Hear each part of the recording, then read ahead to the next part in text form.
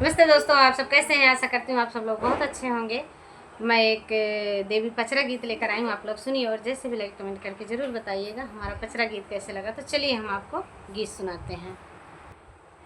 धोवली चरनिया मैया दिहलु नाया सिसवा हो कि काउलई के ना मैया जाई अपने घरवा हो कि काउलई के ना। धोवली चरनिया मैया दिहलु नाया सिसवा हो कि काउलई के ना मैया जाई अपने घरवा हो कि काउलई के ना।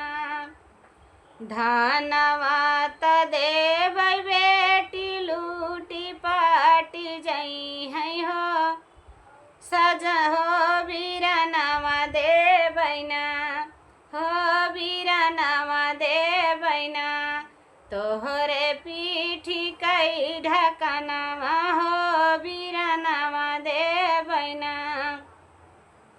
तोहरे नैहर कई सिंगरवा हो बीरनवा देबैना तोहरे नैहर कई सिंगरवा हो बीरनवा देबैना।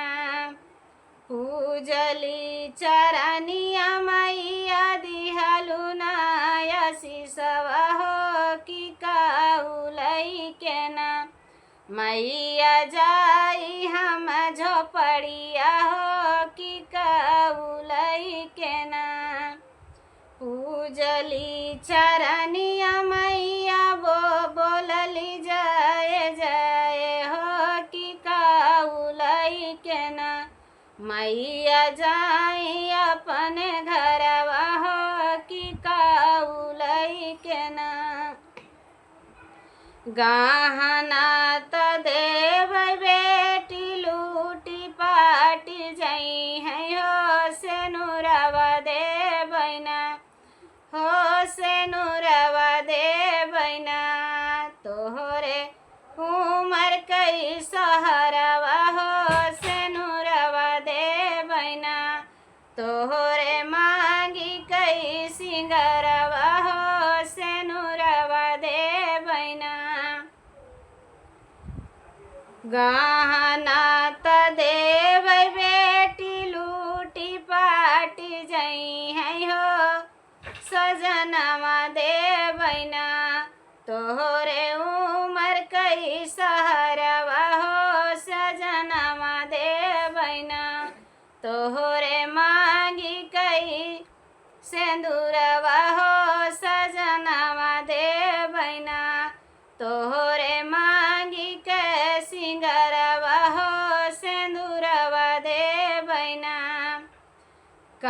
करली जागरात मैया दिहलु नाया सिसवा हो कि काउलई के ना मैया जाई हम महलिया हो कि काउलई के ना।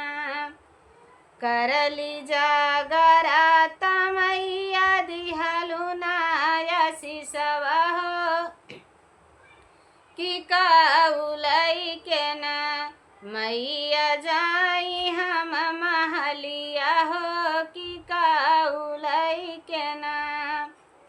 सोनवा त देबै बेटी लूटी पाटी जई है हो ललनवा देबैना हो ललनवा देबैना तोहरे अचर कई खजनवा हो ललनवा देबैना तोहरे कुल के दियनवा हो ललनवा देबैना तोहरे अचर कई खजनवा हो ललनवा देबैना। तो हमारा देवी गीत जैसे भी लगे, देवी पचरा गीत आप लोग बताइएगा ज़रूर। फिर हम मिलेंगे नेक्स्ट वीडियो में।